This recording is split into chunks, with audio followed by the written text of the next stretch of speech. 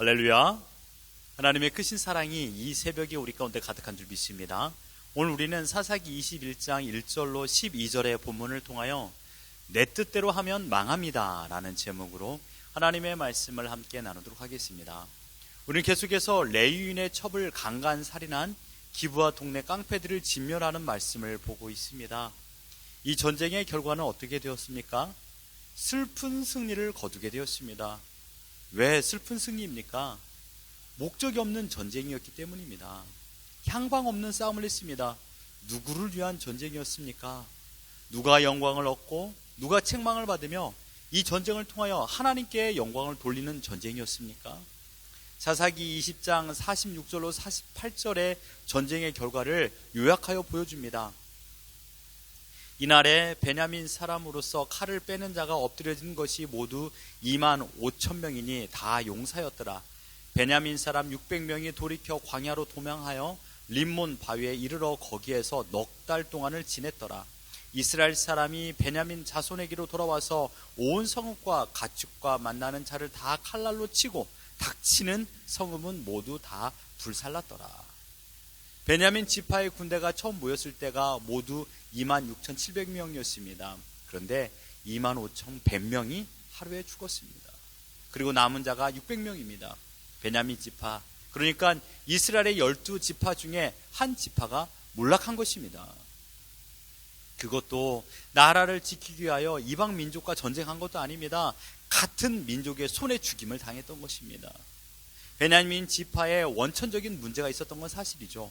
하나님을 떠나 자기 만족만을 위한 삶을 목적으로 따라 살아감으로 인하여 살아계신 하나님의 엄한 심판을 받았습니다. 이들은 사람의 삶이라고 말할 수 없을 정도로 이성과 상식을 뛰어넘는 악한 행동을 펼쳤습니다. 오직 자신들의 말초 신경의 충족감을 위하여 살아간 자들이었습니다. 우리는 이러한 모습을 보면서 먼저 생각해야 될 것은 하나님을 떠나 살아가는 삶의 비참함입니다. 신앙이 타락하면 제일 먼저 나타나는 증상은 도덕적인 타락입니다. 도덕적인 타락의 최종점은 성적인 타락인 것이죠. 순간의 쾌락을 선택한 결과 수만 명이 목숨을 잃게 되었습니다. 또한 이스라엘 백성의 측면에서 이 전쟁을 생각해 본다면요, 과연 11지파 사람들은 온전한 선택을 했고 그 선택으로 어떠한 성과를 거뒀습니까? 무려 2만 명 이상의 군인들이 죽었는데 그만큼의 큰 효과가 있었습니까? 이스라엘 전체의 성적인 타락을 해결했나요? 아니면 신앙의 타락을 회개하며 하나님 앞에 돌아왔습니까? 왜 이러한 전쟁을 펼쳤는가? 오직 자신들의 감정에 치우쳐 지금 죽어가는 저 사람들이 자신들의 동족인 것을 잊어버렸습니다. 그리고 오늘 본문입니다. 큰 문제가 생겼습니다. 11개의 지파 이스라엘 사람들이 미쳐서 베냐민 지파 사람들을 죽이다 보니 하나의 지파가 없어질 상황이 된 것입니다. 뿐만 아니라 1절 하반절에 우리 중에 누구든지 딸을 베냐민 사람에게 아내로 주지 아니하리라 하였더라. 베냐민 지파 사람들과 결혼을 금지하는 말도 안 되는 맹세를 한 것입니다. 여러분, 내 뜻대로 하면 망한다라는 것을 보여주고 있습니다. 온 백성이 베델로 모여서 그제서야 현실을 직시하니 자신들의 손으로 죽인 사람들은 베냐민 사람들이었습니다. 이제 베냐민 지파는 사라질 위기가 된 것입니다. 그제서야 대성통곡을 한 것입니다. 3절을 보십시오. 이르되 이스라엘의 하나님 여호와여, 어찌하여 이스라엘에 이런 일이 생겨서 오늘 이스라엘 중에 한 지파가 없어지게 하시나이까 하더니, 여러분, 지금 하나님께서 일을 펼쳤나요? 아닙니다. 철저하게 자신들의 뜻대로 이 일을 행했습니다. 이스라엘 백성들은 자신들이 했던 행동을 뉘우치고 있는 것입니다. 6절에 이스라엘 자손이 그들의 형제 베냐민을 위하여 뉘우쳐 이르되 오늘 이스라엘 중에 한 지파가 끊어졌도다. 무엇을 위하여 이스라엘을 사륙했는가, 이것을 생각한 것입니다. 기브아 동네 깡패들이 했던 행동과 다를 바가 무엇이 있습니까? 이스라엘은 자신들의 감정에 지배를 받아 무차별적으로 살인을 저지르고, 심지어 48절을 보면 이스라엘 사람이 베냐민 자손에게로 돌아와서 온 성읍과 가축과 만나는 자를 다 칼날로 치고 닥치는 성읍은 모두 다 불살랐더라. 예전 조선의 역사에 가장 무식한 침략군은 오랑캐였습니다. 온 성읍을 불을 태웠고 만나는 사람들과 가축들을 모조리 죽이는 만행을 저질렀지 않았습니까? 지금 이스라엘이 이런 똑같은 행동을 자기 민족에게 하고 있는 것입니다. 이스라엘은 철저하게 하나님 중심의 삶을 살아간 것이 아니라 이방 문화의 영향을 받아 잔인무도한 폭군으로 바뀐 것입니다. 남자와 여자까지 죽였으니 베냐민 지파는 어떻게 민족을 지켜나갈 수 있겠습니까? 심지어 7절에 그 남은 자들에게 우리가 어떻게 하면 아내를 얻게 하려? 우리가 전에 여호와로 맹세하여 우리의 딸을 그들의 아내로 주지 아니하리라 하였도다. 이제 남아있는 베냐민 지파 사람들, 그러니까 600명의 남자들을 통하여 자손을 얻어야만 하건만 결혼조차도 하지 못하도록 하나님 앞에 맹세하였기에 결혼을 시킬 수도 없는 상황입니다. 그런데 이때 또다시 자신들의 생각으로 꼼수를 쓰고 있습니다. 8절을 보십시오. 또 이르되 이스라엘 지파 중 미스바에 올라와서 여호와께 이르지 아니한 자가 누구냐 하고 본즉 야베스 길앗에서는 한 사람도 진영에 이르러 총회에 참여하지 아니하였으니. 이스라엘은 마녀 사냥을 하게 되었습니다. 베냐민 지파를 징계하는데 동의하지 않은 자들 누구인가?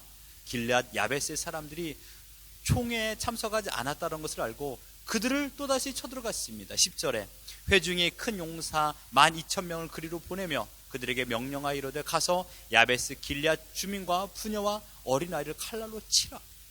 야베스 길앗에 살고 있는 모든 사람을 다 죽이라고 명하고 있는 것입니다. 사실 이들은 야베스 길앗 사람들이 총회에 참석하지 않았고 자연히 맹세하지 않았으므로 이들의 여인들을 베냐민 사람들과 결혼을 시키면 됩니다. 물론 당사자가 좋아서 결혼을 해야 하지만 종족을 번식하기 위한 목적으로 결혼을 시키려고 하고 있던 것입니다. 그런데 꼭 이렇게 주민과 부녀와 어린아이를 죽여야 합니까? 이방 문화의 영향을 받아 악독한 자들이 되어버린 것입니다.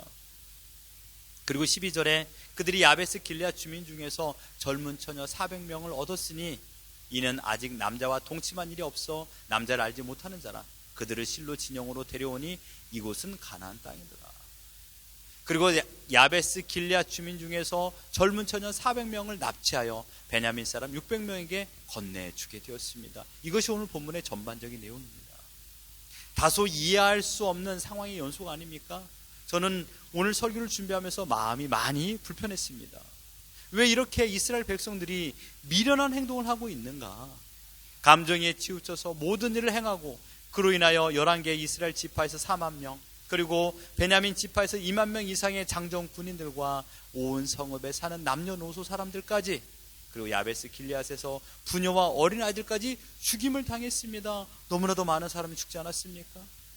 이스라엘은 지금 정당한 행동을 하고 있습니까?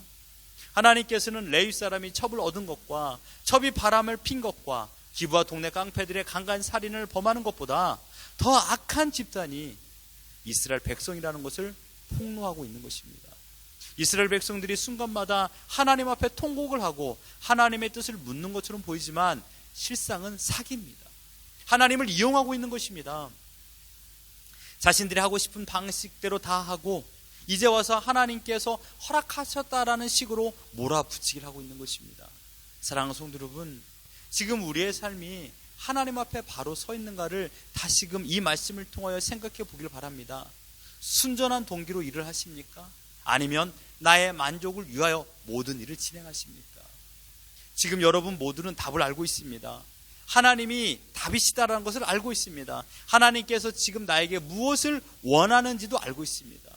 이제는 우리가 내 뜻인가 하나님의 뜻인가의 싸움을 펼쳐야 됩니다. 내 뜻을 꺾고 하나님의 뜻에만 순종해야 된다는 것입니다. 우리는 평생 이 싸움을 신앙생활 속에서 해야 됩니다. 끝내 하나님의 뜻이 이겨야 되는데 나의 뜻 또한 너무나도 확고하다라는 사실입니다. 하지만 여러분, 이거 하나만 기억하십시오. 내 뜻대로 하면 망합니다. 뭐라고요? 내 뜻대로 하면 망합니다. 오늘 이 새벽에 여러분의 현재 현실에 하나님의 뜻이 무엇인가를 묵상하기를 바랍니다. 그리고 내 뜻을 버리고 하나님의 뜻에 순종하기를 바랍니다. 이것이 왕 대신 하나님을 모시고 살아가는 신자의 온전한 삶인 줄 믿습니다. 설교를 듣는 것에서 멈추지 마십시오. 깊은 묵상과 기도로 하나님의 뜻을 물으십시오. 그리고 하나님께서 무엇을 원하는가 생각해 보십시오. 여러분, 내 마음대로 해서는 다 망합니다. 내 계획대로 하면 망합니다. 내 생각대로 모든 것을 추구하면 여러분 망합니다. 하나님의 뜻이 우리를 살릴 줄 믿습니다. 오늘 우리가 내 생각을 버리고 오직 하나님의 뜻에 순종하며 기쁨 가운데 감격으로 살아가는 우리 모두가 되기를 예수 그리스도 이름으로 축원합니다.